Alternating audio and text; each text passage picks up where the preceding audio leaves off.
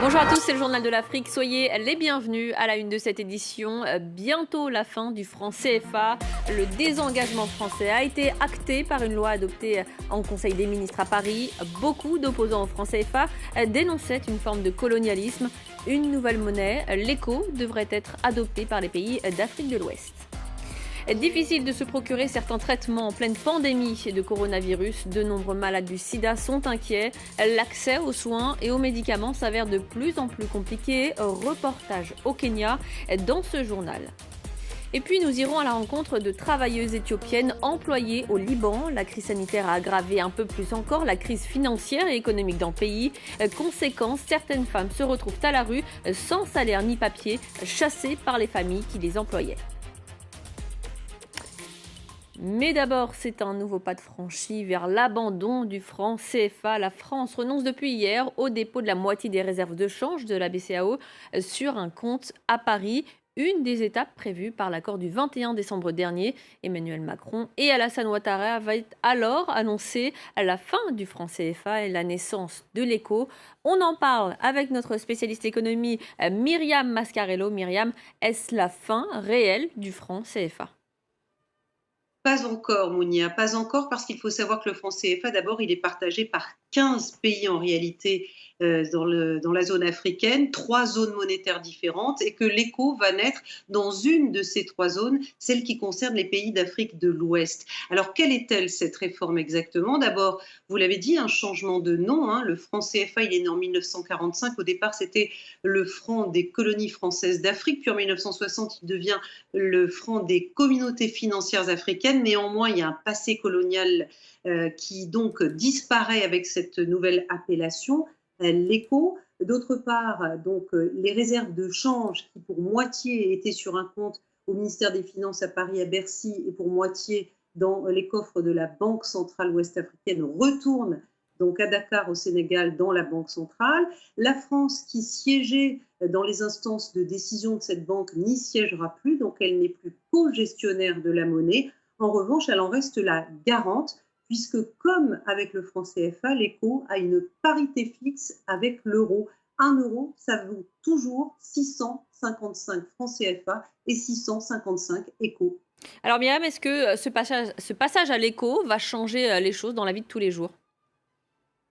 Dans la vie de tous les jours, pas tellement pour cette zone donc des pays d'Afrique de l'Ouest, puisque la parité reste telle qu'elle est. Ce qui veut dire que la monnaie continue à être arrimée à l'euro, stable et forte. Alors l'avantage, il y a des avantages et des inconvénients. L'avantage, c'est que quand vous vous réveillerez le matin, vous n'allez pas trouver le prix du pain, le prix de la banane plantain, le prix du pétrole qui aura triplé dans la nuit parce que votre monnaie aura dégringolé. Quand vous exportez, que vous êtes en Afrique de l'Ouest et que vous exportez du cacao, par exemple, vers l'Europe, quand vous rapatriez vos recettes d'exportation, vous n'aurez pas de surprise au change, puisque vous savez qu'il y a une parité exacte entre votre monnaie et l'euro. Donc, pas de problème de ce côté-là. Vous avez aussi un fort pouvoir d'achat quand vous importez des biens, des médicaments, des automobiles ou toutes sortes de biens, puisque votre monnaie est forte, c'est un avantage. Mais il y a évidemment des inconvénients. Quand votre monnaie est forte, eh bien, ça vous pénalise à l'exportation. Même si vous produisez pas trop cher, quand vous vendez avec une monnaie forte, évidemment, le prix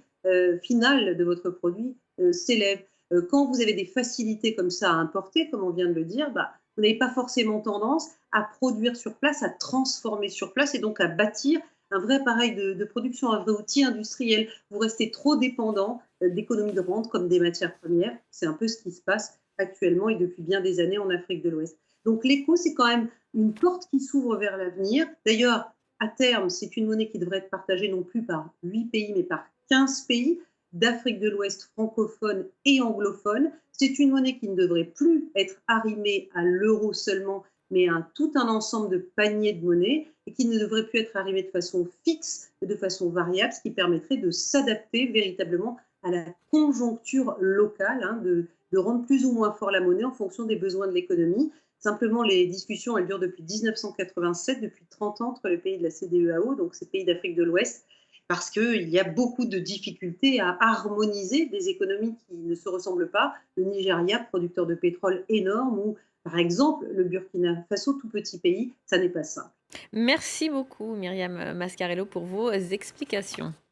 Et on en vient à la crise du coronavirus sur le continent avec plus de 2800 cas positifs et 32 morts. Le Sénégal continue de sensibiliser sa population aux mesures de prévention contre le Covid-19. Et c'est aussi l'objectif d'une nouvelle mini-série intitulée Le virus. Elle est diffusée quotidiennement sur la chaîne de télé locale ITV et sur Internet. Il s'agit non seulement d'informer, mais aussi de divertir les Sénégalais. À Dakar, la correspondance de Sarah Sako. Les Sénégalais sont friands de séries télévisées qui mettent en scène des intrigues familiales, des histoires d'amour, de jalousie. Et c'est justement ce que propose cette nouvelle mini-série, Le virus, sur fond de pandémie. Elle est diffusée tous les soirs, peu après la rupture du jeûne, et elle suit en fait l'actualité au jour le jour. Tout commence avec le retour au pays d'un émigré sénégalais en Italie qui va contaminer toute sa famille par négligence, une histoire inspirée d'un fait réel. L'intrigue se déroule sur fond de couvre-feu pendant le ramadan, comme dans la réalité donc, et chaque épisode se termine de la même manière, par de la sensibilisation dispensée par un acteur déguisé en docteur. Les gens ont tendance à capter plus dans les téléfilms que dans les messages classiques, lavez-vous les mains, voilà les mesures barrières, c'est ceci, voilà c'est ce qu'il faut faire, voilà c'est ce qu'il ne faut pas faire. Il faudrait passer à travers les séries, montrer c'est ce qu'il faut faire et c'est ce qu'il ne faudrait pas faire. Je pense qu'on captive plus le monde dans ce sens-là. 30 épisodes très courts d'une durée de 4 à 8 minutes sont pour l'instant prévus à la diffusion, mais l'équipe de production du virus espère bien trouver les financements pour pouvoir continuer pendant toute la durée de l'épidémie. Et cette crise sanitaire effraie de nombreuses personnes touchées par d'autres pathologies. C'est le cas des malades du sida. Dans certains pays, il est devenu difficile de se procurer son traitement. L'OMS et l'ONU-SIDA s'en inquiètent. Selon elle, pour les années 2020 et 2021, 500 000 séropositifs pourraient mourir en Afrique subsaharienne, faute de médicaments ou de soins, à l'arrêt à cause de l'épidémie de coronavirus. Voyez ce reportage tourné par nos correspondants au Kenya, Bastien Renouille et Élodie Cousin. Consolata est gravement malade et ne peut plus quitter son lit. Elle et son mari sont séropositifs. Au Kenya, les antirétroviraux sont gratuits, mais elle est bientôt à court de pilules. Ils ne veulent pas se rendre à l'hôpital par crainte de croiser des malades du Covid-19.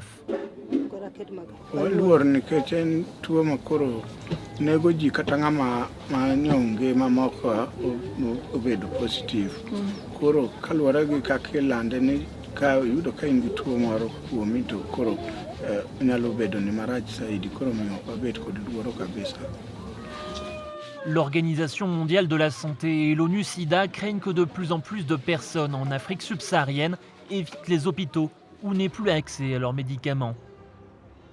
En se basant sur un modèle mathématique, les deux organisations estiment que 500 000 personnes pourraient en mourir.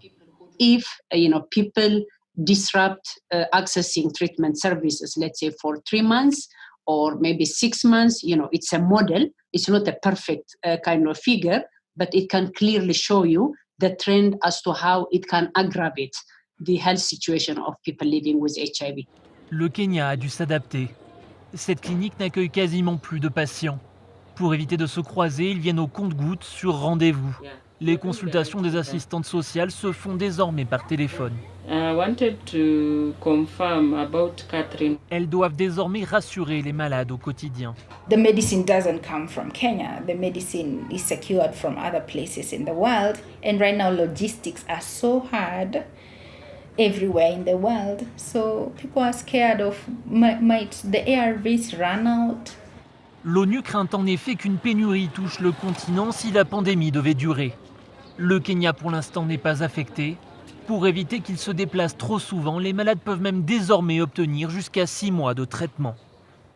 Au Soudan du Sud, des affrontements entre membres d'ethnies rivales ont causé la mort de centaines de personnes. Selon un bilan provisoire, il y aurait 300 morts et au moins 300 blessés. Cela s'est passé dans l'état du Jonglei le week-end dernier. Des nomades mourlés auraient attaqué un camp de l'ONUR. 3 travailleurs humanitaires ont péri dans ces violences, dont un employé de Médecins sans frontières. De nombreuses travailleuses éthiopiennes sont employées au Liban, mais le pays fait face à une grave crise économique et financière.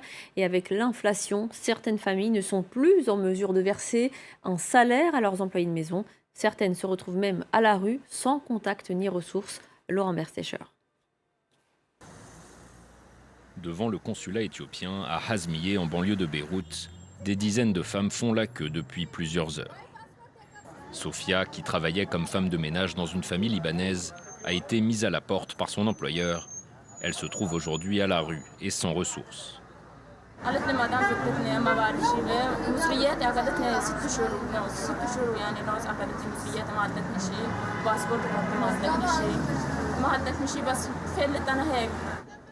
Alors que la crise économique s'accentue au Liban, de plus en plus de familles doivent se séparer de leurs employés de maison. Comme Sophia, la plupart se retrouvent à la rue, sans argent ni passeport. Face à cet inquiétant phénomène, le gouvernement libanais a récemment annoncé des vols de rapatriement vers l'Éthiopie et l'Égypte. Mais encore faut-il pouvoir payer le billet, plus de 500 $. Devant le consulat éthiopien, certaines femmes sont accompagnées de leurs employeurs libanais qui tentent de les aider à réserver un vol.